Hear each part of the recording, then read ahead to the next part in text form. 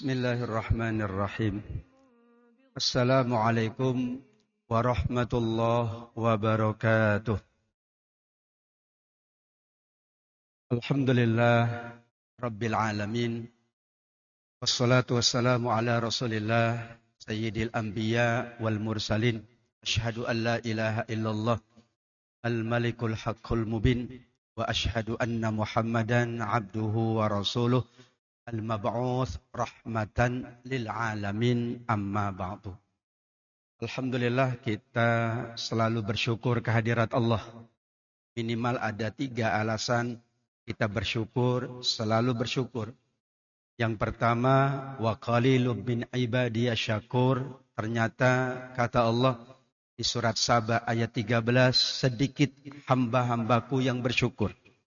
Demikian juga di surat Al-Mulk 23, qalilan ma tashkur. Ternyata dari nikmat Allah yang tiada terhingga, yang mampu disyukuri hanya sedikit saja, qalil. Kemudian kita sangat yakin dengan surat Ibrahim ayat yang ke-7, la in syakartum la azidannakum. Kita bersyukur karena ingin Allah tambahkan kenikmatan kita, keberkahan kita dan kebaikan kita semuanya. Allah Subhanahu wa taala menjanjikan dan insya Allah kita mendapatkan janji Allah Subhanahu wa taala. Amin ya rabbal alamin. Salawat dan salam kita sampaikan kepada Rasulullah sallallahu alaihi wasallam. Alasan utamanya karena Allah dan malaikatnya bersalawat. Alasan kedua karena nabilah yang diberikan oleh Allah kesempatan untuk memberikan syafaat. Syafaat itu diberikan kepada umatnya yang mengikuti dan mengamalkan sunnah-sunnahnya. Juga Nabi Muhammad adalah Nabi akhir zaman yang Allah utus untuk seluruh umat manusia, termasuk kita semuanya. Mudah-mudahan kita termasuk umatnya Rasulullah yang kelak mendapatkan syafaat di yaumil akhir. Amin ya rabbal alamin. Tema kita pada siang hari ini adalah mentadaburi kisahnya Nabi Harun alaihi salam yang kita rujuk kepada beberapa ayat-ayat Al-Quran.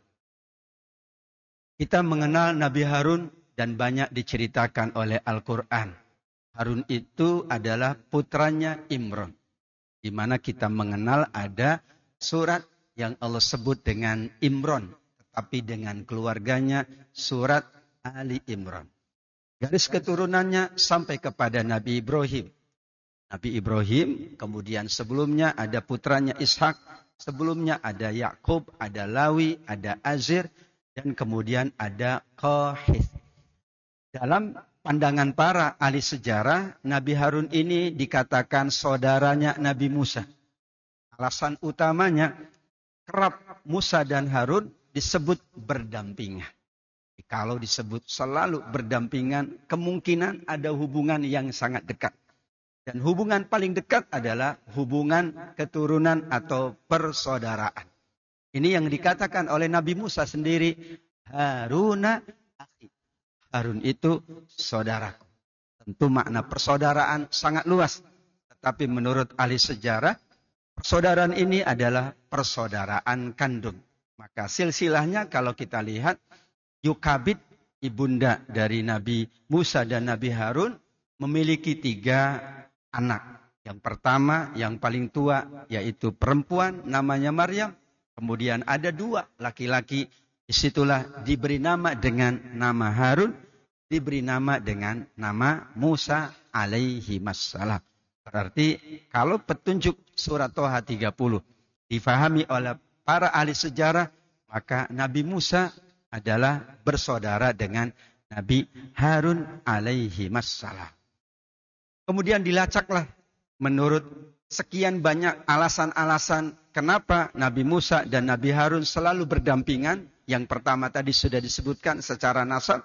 Kemudian secara masa yang dialami oleh Nabi Musa dan Nabi Harun. Hidupnya sama-sama di masa Fir'aun. Bedanya kalau Nabi Musa lahir persis pada tahun di mana semua bayi laki-laki Bani Israel harus dibunuh. Namun Nabi Harun justru lahir pada saat jeda pembunuhan. Ternyata yang kita fahami bahwa Fir'aun memerintah semua bayi laki-laki dibunuh itu tidak setiap tahun, tapi selang dan seling. Tahun ini tahun semua bayi-bayi laki-laki dibunuh, tahun berikutnya semua bayi laki-laki dibiarkan. Dapatlah Nabi Harun lahirnya tahun berikutnya, jeda dari pembunuhan, maka beliau diselamatkan. Namun tetap saja Nabi Musa dan Nabi Harun berarti lahirnya di masa yang sama atau menjadi nabi di masa yang sama. Bahkan Nabi Harun selalu mendampingi Nabi Musa kemanapun kecuali ketika Nabi Musa menghadap Allah untuk mendapatkan Taurat. Semuanya diikuti oleh Nabi Harun kecuali satu saja. Perbedaan yang kedua, Nabi Harun diasuh sepenuhnya oleh ibunya di rumah. Tapi Nabi Musa mendapatkan pengasuhan dari istri Fir'aun di istana. Maka dua nabi ini memiliki karakter yang berbeda-beda. Harun fasih berbicara. Harun lebih lembut dari Musa. Tapi Nabi Musa tidak fasih berbicara. Konon ceritanya dulu ketika dipilih antara susu dengan bara api, ternyata Musa ketika kecil memilih memasukkan bara api ke mulutnya. Atas dasar itu Nabi Musa tidak sepasih Nabi Harun. Namun tidak berarti Nabi Musa itu tidak fasih dari kita. Tetap Nabi Musa lebih fasih. Hanya kalau dibandingkan dengan saudaranya, Harun afsahu minni lisana.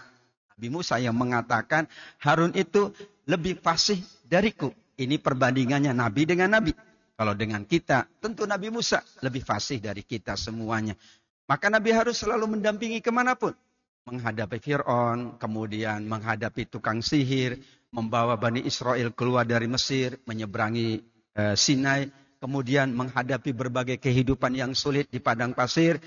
Satu saja, Nabi Musa tidak membawa Harun ketika harus bertemu dengan Allah. Wa kallamallah Musa taklima di Bukit Tursina. Nah, persoalannya muncul. Karena biasanya kalau berdampingan, insya Allah tidak akan terjadi su'udzon. Karena sekali inilah Nabi Harun tidak bersama Nabi Musa, malah Nabi Harun diminta untuk tetap bersama kaumnya. Ada sedikit kesalahpahaman. Karena saat itu Nabi Harun memiliki kebijakan yang berbeda dengan Nabi Musa. Dia biarkan itu Samiri dan pengikutnya menyembah kembali patung anak lembu. Maka ketika Nabi Musa datang dan semua kaumnya kembali menyembah patung anak lembu, tentu yang dipersalahkan saudaranya. Dipeganglah janggutnya dan kepala Nabi Harun. Namun Nabi Harun lebih fasih. Ia mengingatkan saudaranya, wahai putra ibuku, jangan engkau penggang janggutku, jangan pula kepalaku. Aku khawatir engkau akan berkata, engkau telah memecah belah antara Bani Israel dan engkau tidak memelihara amanahku. Alasan Nabi Harun adalah kalau berbeda kebijakan, berkemungkinan dianggap memecah belah. Maka persatuan lebih utama dari yang lainnya. Beliau siap ditegur, bahkan dijambak janggutnya.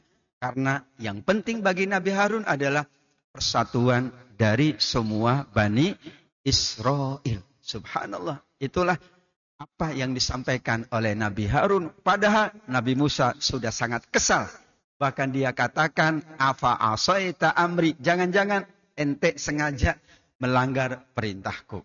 Dan dengan kefasihannya, Nabi Harun melerai dan menurunkan emosi Nabi Musa. Nabi Musa menyadari bahwa itu kesalahannya.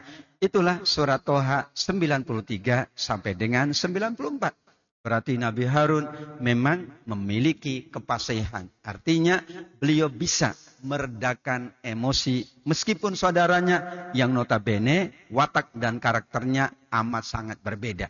Ada yang mengatakan Nabi Musa ini seperti sahabat Umar. Sedangkan Nabi Harun seperti sahabat Utsman bin Affan radhiyallahu anhuma. Namun tetap saja mau Nabi Musa, Nabi Harun, mau sahabat Umar maupun sahabat Utsman, kedua-duanya adalah manusia-manusia yang lebih soleh dari kita semuanya. Kita rujuk di ayat Al-Quran, kata Harun ada di 20 ayat.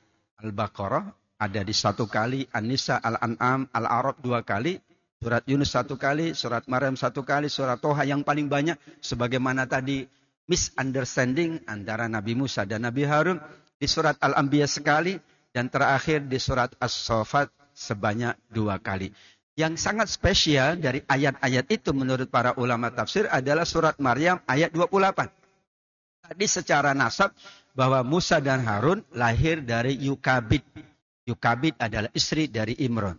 Tetapi di surat Maryam 28 ketika terjadi ya bahwa masyarakat Palestina atau Bani Israel saat itu mempertanyakan bahwa ternyata Maryam mempunyai anak tanpa kehadiran suami. Maka tentu ini menjadi masalah bagi masyarakat. Maka ia berkata, wahai saudara perempuan Harun, yaitu Maryam. Padahal Maryam dikatakan menurut sejarah pertama bukan saudara dari Harun. Namun makna dari itu di dalam Al-Quran ternyata amat sangat banyak. Sebagaimana ada sebuah hadis dari Imam Muslim, Nasai, Ahmad dan Tobroni. Al-Mughirah bin Syu'bah, sahabat Nabi meriwayatkan beliau pernah diutus ke daerah Najran. Sampai di sana penduduknya bertanya, yaitu bertanya tentang ayat ya ukhta Harun. Wahai saudara perempuan dari Nabi Harun. Pada Nabi Musa adalah saudara Harun jauh sebelum masa Nabi Isa, yaitu putra Maryam sekian lama. Jadi ada persoalan di sini. Saat itu sahabat Mughirah tidak mampu menjawab. Beliau berjanji akan menjawab kalau beliau bertanya kepada Nabi. Maka disampaikanlah apa yang ditanyakan oleh penduduk Najran. Kemudian Nabi mengatakan, tidakkah engkau menyampaikan saja kepada mereka? Mereka itu biasa dinamai dengan nama para nabi dan orang-orang soleh. Jadi kalau ada nama Harun, tidak selalu artinya adalah Harun yang bernama nabi. Tapi sekian banyak nama Harun adalah mereka ingin anak-anaknya, keluarganya menamakan Harun agar memiliki sifat yang sama dengan Nabi Harun. Sebagaimana juga Muhammad sallallahu alaihi wasallam, sekian banyak nama masyarakat Arab, kebiasaannya adalah menamakan anaknya, keturunannya dengan nama-nama orang soleh sebelumnya. Maka arti itu bukan saudara kandung, tapi keturunan. Kalau keturunan maka benar. Maryam adalah juga merupakan keturunan dari Nabi Harun. Atau Nabi Isa juga masih ada hubungan keturunan dengan Nabi Harun alaihissalam. Jadi secara kebahasaan tidak ada masalah. Siapapun boleh menamakan nama anaknya, nama keluarganya, nama siapapun dengan nama orang-orang soleh sebelumnya. Dan kita biasa menamakan itu. Hanya tradisi kita biasanya menamakan itu disesuaikan dengan budaya. Kalau masyarakat Arab umumnya menamakan anak mereka dengan nama-nama nabi, nama-nama sahabat, nama-nama tabi'in. Namun masyarakat yang lain pun ada yang mengikuti nama-nama itu atau menamakan dengan orang-orang soleh sebelumnya yang ada di negerinya. Enggak ada masalah. Itu juga bagian dari cara memberi nama. Yang jelas Nabi mengingatkan, ud'uhum li asma'ihim. Perbaikilah nama-nama anakmu, karena nanti kalian atau anak kalian akan dipanggil dengan nama-nama mereka. Berarti nama kita akan dipanggil oleh Allah Subhanahu wa ta'ala. Dari semua ayat-ayat yang disampaikan 20 ayat, yang paling lengkap adalah surat As-Saffat ayat 114 sampai 122. Walaqad mananna ala Musa wa Harun. Pendampingan. Allah telah melimpahkan nikmat kepada Nabi Musa dan Harun. Keduanya diselamatkan dari bencana. Bukan hanya keduanya. Wa qaumahuma. Kaumnya pun ditolong oleh Allah. Maka kemudian Allah memberikan kepada keduanya kitab yang sangat jelas. Allah memberikan bimbingan dan petunjuk. Dan diabadikanlah. Keduanya adalah orang-orang muhsinin. Maka terakhir Allah sampaikan, salamun ala Musa wa Harun. Padahal ada perbedaan yang sangat signifikan antara Nabi Musa dan Nabi Harun. Tapi perbedaan yang ada itu adalah perbedaan kebaikan. Perbedaan kesoleh. Kalau antara nabi sama, antara sahabat sama, antara tabi'in sama, atau antara imam-imam mazhab sama, kita kesulitan. Alhamdulillah, semuanya tidak ada yang sama. Sehingga ketika pula kita beda dengan yang lain, maka beda kita adalah karena semua manusia beda. Misalnya ada yang tipenya lembut, ternyata ada nabi yang lembut, tapi juga ada sahabat yang lembut, ada tabi'in yang lembut, dan ada imam yang lembut. Kalau kemudian ada yang tegas, ternyata ada nabi yang tegas, ada sahabat yang tegas, ada tabi'in yang tegas, dan ada imam-imam mazhab yang tegas. Sehingga semua itu tidak mengurangi apa yang Allah beda-bedakan antara sesama manusia. Perbedaan itu adalah sunnatullah. Sehingga kalau antara nabi pun berbeda, tidak ada masalah. Padahal keduanya dapat wahyu.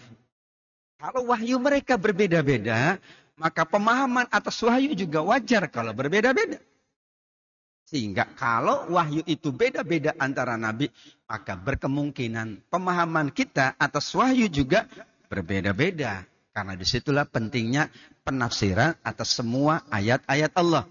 Dan antara satu penafsir dengan penafsir yang lain berkemungkinan berbeda-beda. Bayangkan, kalau kehidupan itu dinamis dan berkembang, persoalan-persoalan baru itu terjadi, bagaimana mungkin kita hanya mengacu kepada satu pendapat atau satu pandangan. Disitulah keniscayaan. Maka dijadikanlah ayat ini ayat paling lengkap. Semuanya lengkap. Nikmatnya paling lengkap. Ada kitab yang sangat jelas. Mereka diberikan keselamatan dan ditunjukkan. Terakhir, salamun ala Musa wa Harun. Allah siapkan keduanya adalah salam. Salam di sini bukan salam di dunia, tapi kedua-duanya adalah calon penghuni surga Allah Subhanahu wa taala. Dari situlah para ulama mencoba untuk menggali apa ibrah dan hikmah dari kisahnya Nabi Harun. Pertama, Nabi Harun memang rekannya Nabi Musa.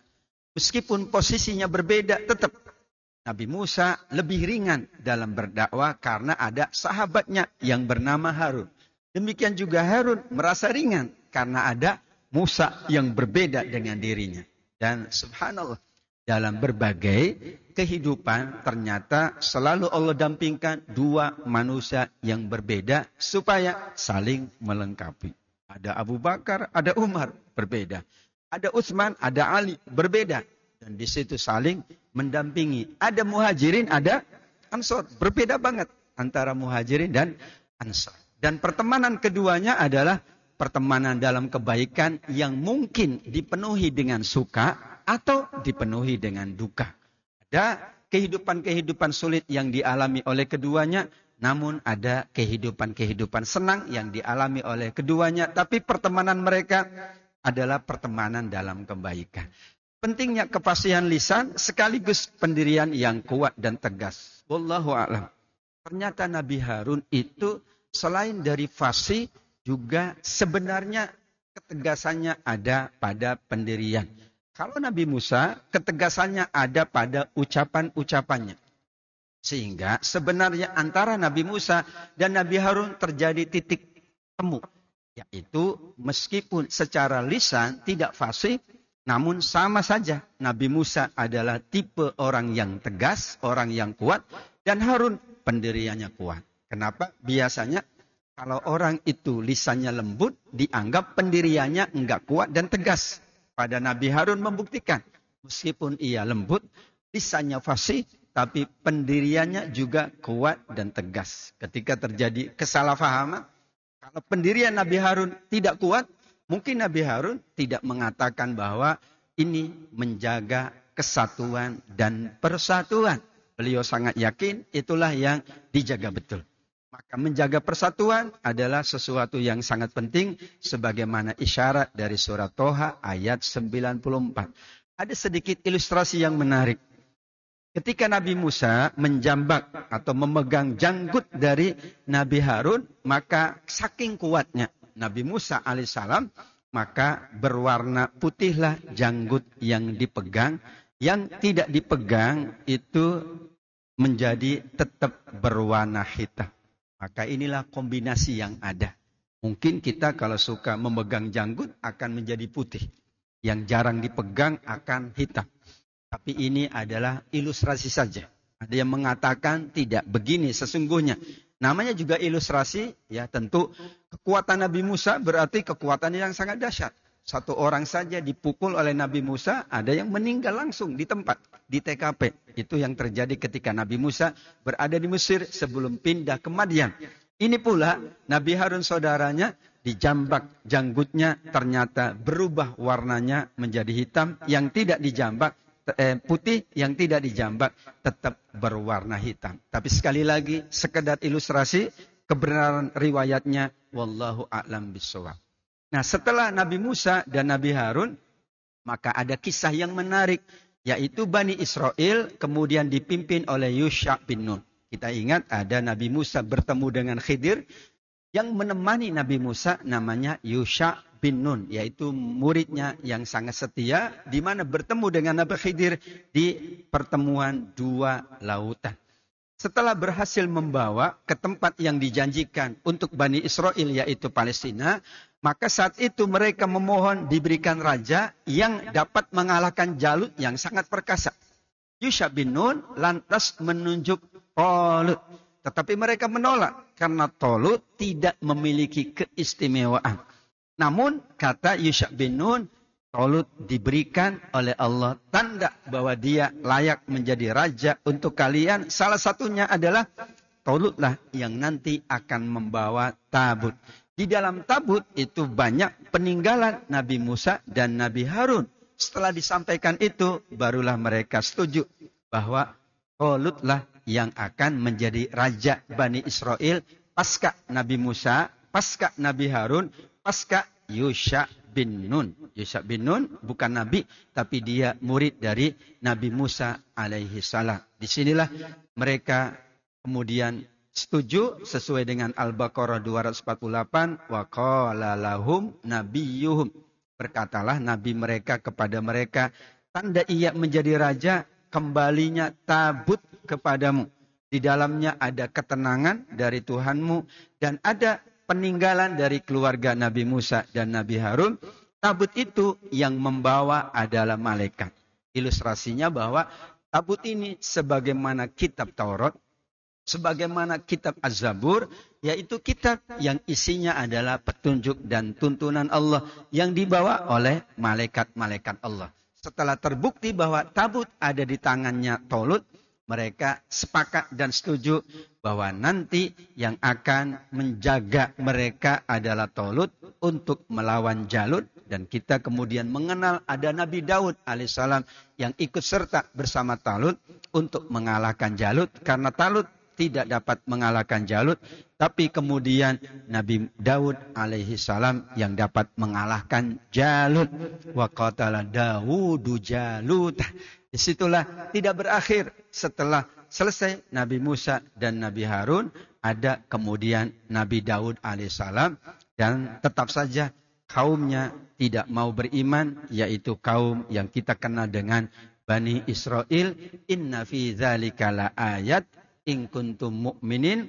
Semuanya adalah tanda dari Allah jika benar-benar manusia beriman kepada Allah Subhanahu wa taala. Itulah ringkas dari bagaimana kita mengenal lebih lanjut tentang Nabi Harun alaihissalam, apa ibrah dan pelajarannya, dan bagaimana perjalanan Nabi Harun bersama Nabi Musa.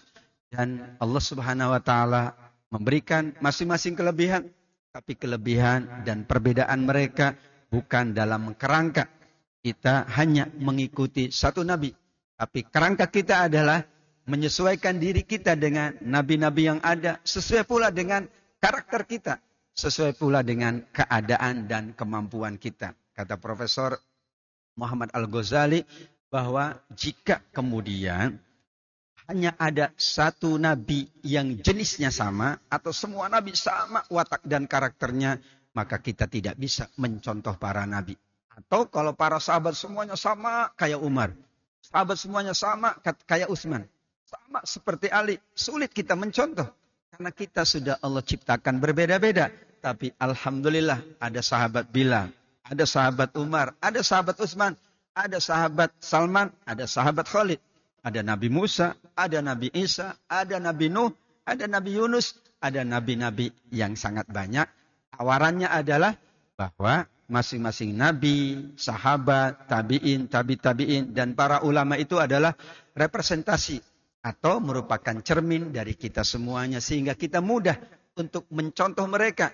Dan siapapun yang mencontoh nabi, para sahabat tabi'in, dan para ulama, layaklah mereka mendapatkan petunjuk dan kebaikan dari Allah. Iqtadu billadzina tadaitum. Iqtadu billadzina tadaitum. Kata Nabi, ikutilah mereka yang mendapat petunjuk. Nabi tidak mengatakan fulan, fulana, A, B, atau C. Tapi yang mendapatkan petunjuk dari Allah. Dan yakin semua Nabi dapat petunjuk. Semua sahabat dapat petunjuk dari Nabi. Dan semua tabi'in dapat petunjuk dari sahabat. Tabi'in dari tabi'in. Para ulama dari sebelumnya. Kita semuanya dari orang-orang sebelum kita. Maka sepanjang itu berarti kita sudah berada di jalan yang lurus. Siratal ladzina an'amta alaihim. Tidak disebut namanya. An'amta alaihim itu di surat An-Nisa 69. Minan nabiyyin wassiddiqin wasyuhada'i wassolihin. Itulah kelengkapan dari kehidupan dan karakteristik dari Nabi, sahabat, tabi'in, dan sampai kita. Sehingga kita mudah untuk mencontoh, mudah untuk menjadikan mereka semuanya adalah teladan, mereka semuanya adalah contoh. Dan nanti anak-anak kita pun memahami dan memandang kita sebagai contoh dengan keragaman yang ada, dengan kesolehan yang variatif, dengan kebaikan yang multi.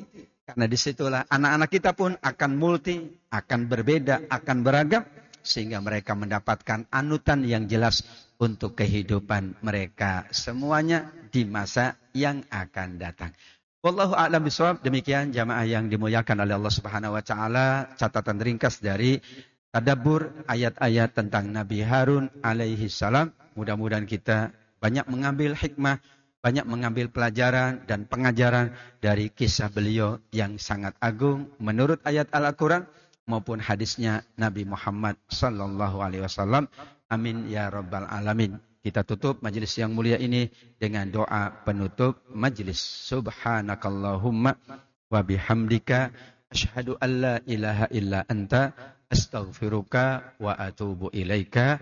Wal afu minkum. Terima kasih dan mohon maaf. Wassalamualaikum warahmatullahi wabarakatuh.